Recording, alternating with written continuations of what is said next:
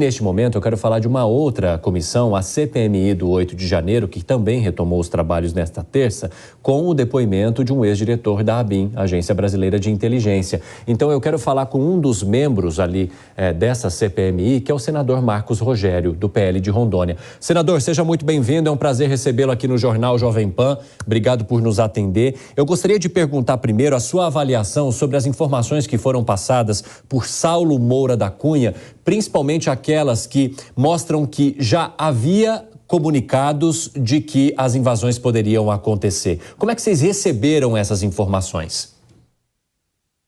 Evandro, primeiro um prazer muito grande por participar com você da programação da Jovem Pan e num dia emblemático para a CPMI do 8 de janeiro. Eu disse durante os trabalhos da CPI hoje que nós tivemos hoje o depoimento mais importante da CPI até agora. É um depoimento que fala do dia 8 de janeiro, é um depoimento onde o depoente, o ex-diretor da ABIN, vem à CPMI e não se esquiva. Todas as perguntas feitas a ele, ele respondeu. E respondeu com franqueza, respondeu com firmeza, sem tergiversar. E deixou claro para a CPI. As notificações, os alertas foram dados pela ABIN a partir da inteligência que identificou ali movimentações que mostravam que havia algo em curso e que poderia terminar com a invasão dos prédios dos três poderes. Ele deixou claro que essas notificações foram feitas e trouxe um detalhe a mais, que foi a revelação de que o documento que foi adulterado antes de ser encaminhado para o Senado Federal foi adulterado por ordem de quem recebeu boa parte das notificações sobre o que aconteceria no dia 8, o general G. Dias. Agora, senador, essas informações convergem, por um lado, para se entender que em algum momento houve algum ruído de comunicação no governo atual que não permitiu que essa informação de fato fizesse com que uma decisão fosse tomada. E a gente vai entender se isso foi por acaso ou se foi intencional em algum momento. Mas eu quero entender também que caminho vocês pretendem percorrer, e o senhor como integrante, para tentar chegar aos possíveis financiadores e patrocinadores dessas invasões. Bom, veja, primeiro em relação ao que foi dito hoje em relação ao G. Dias, general G. Dias, que era o comandante do GSI, é preciso que as investigações avancem e daqui a pouco nós teremos a oitiva do próprio general G. Dias. Ele precisa esclarecer o que aconteceu e por que medidas não foram adotadas para colocar uma segurança efetiva para a proteção do Palácio do Planalto. Você tem a Guarda Presidencial, você tem a Força Nacional à disposição, que pode ser acionada pelo ministro da Justiça, estava de sobreaviso, mas naquele momento não compareceu. Você tem Exército, que poderia ser acionado e também não foi acionado, ou seja, os alertas foram emitidos, mas nenhuma medida para proteção do prédio do Palácio do Planalto e dos demais prédios, tanto da Câmara dos Deputados, Senado Federal e STF, essas medidas não foram adotadas, pelo que nós observamos no dia de hoje, por uma omissão deliberada. Isso é o que nós teremos que checar a partir do depoimento do general G. Dias, que também virá à CPI. Com relação a essa investigação em relação aos financiadores, nós temos um conjunto de requerimentos também aprovados no âmbito da CPI e que serão, no momento certo, ouvidos esses indicados ali naqueles requerimentos e os dados que estão sendo levantados também a partir de operações bancárias também. Agora, é preciso, Evandro, ter muito cuidado com relação a isso. Uma coisa é o que aconteceu no dia 8 de janeiro. E ali nós tivemos crimes, invasão de prédios públicos, depredação, destruição, isso é crime. E quem cometeu esses crimes devem responder na medida da sua culpabilidade. Agora, não dá para você criminalizar pessoas que participaram de manifestações democráticas, de manifestações pacíficas. Isso não é crime no Brasil.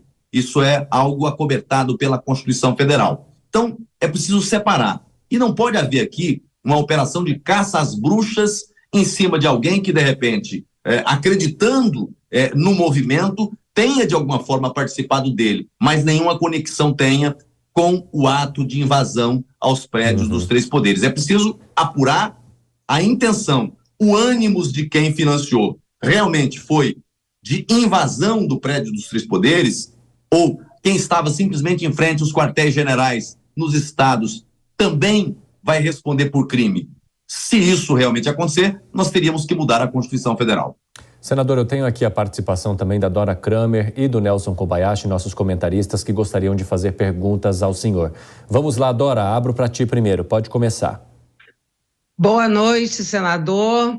Olha, quando o senhor se referiu ao depoimento do ex-diretor da ABIN, o senhor falou em omissão deliberada. Me explica melhor de quem foi a omissão deliberada? Do G. Dias, da ABIN, do atual governo? E omissão deliberada é o quê? Houve dolo? Houve intenção de se omitir para abrir passagem para os vândalos? É isso que o senhor chama de omissão deliberada?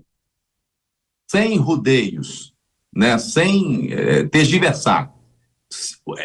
Basta olhar para o resultado. Se o general G. Dias, que comandava o GSI, recebeu a informação e você não tinha lá a Guarda Presidencial de plantão, você não tinha ali Força Nacional de plantão, você não tinha ali o Exército de plantão, você não tinha ali Polícia Militar, porque até agora todas as acusações estão sendo focadas na Polícia Militar do GDF.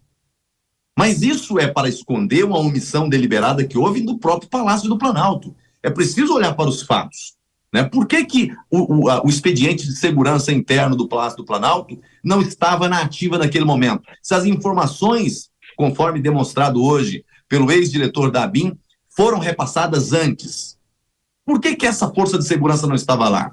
Isso é óbvio, isso é uma omissão, né? Quem tinha o dever de proteger não agiu para proteger o prédio do Palácio do Planalto. Isso é algo que me parece evidente, mas que nós temos que continuar investigando para ver os desdobramentos disso.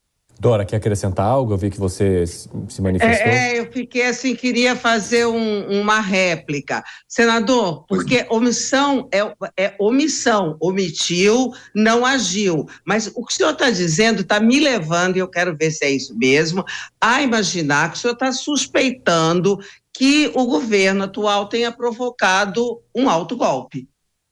Tenha provocado aquilo tudo, é isso? Não, primeiro que eu não trabalho com essa tese de golpe. Eu acho que houve uma sucessão de atos, né, de manifestações que aconteceram no Brasil, e mesmo os atos praticados no 8 de janeiro, eu não os classifico como ato de golpe.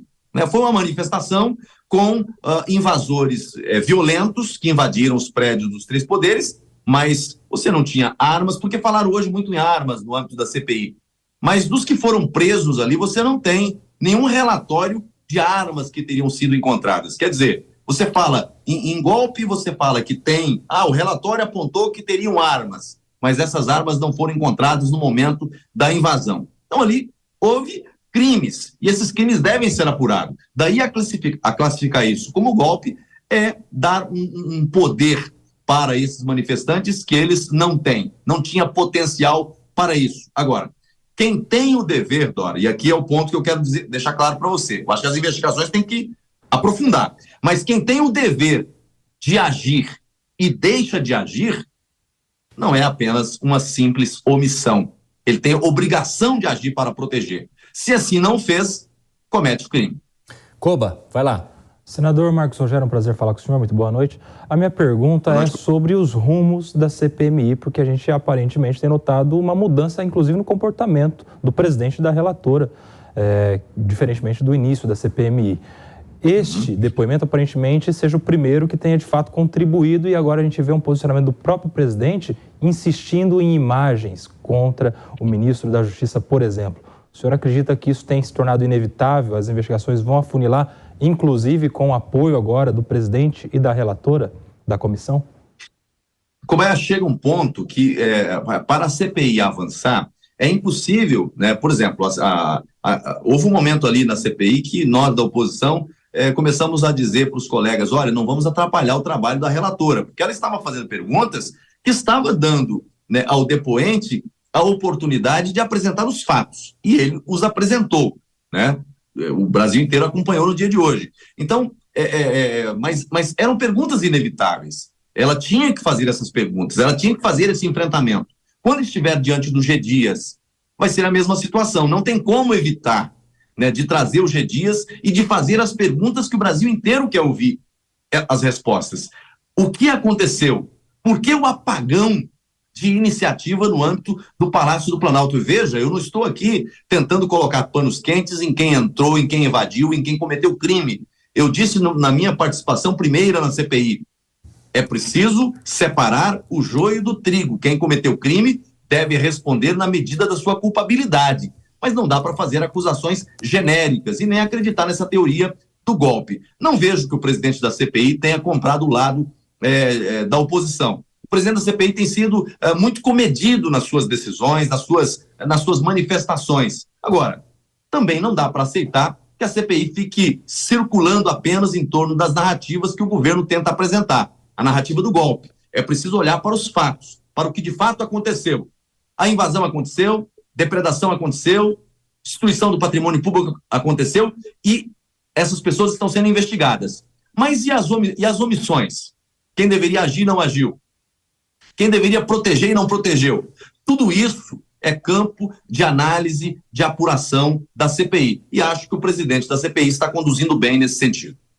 Senador Marcos Rogério, muito obrigado por conversar conosco nesta terça-feira. Uma ótima noite para o senhor. Muito obrigado, boa noite a todos.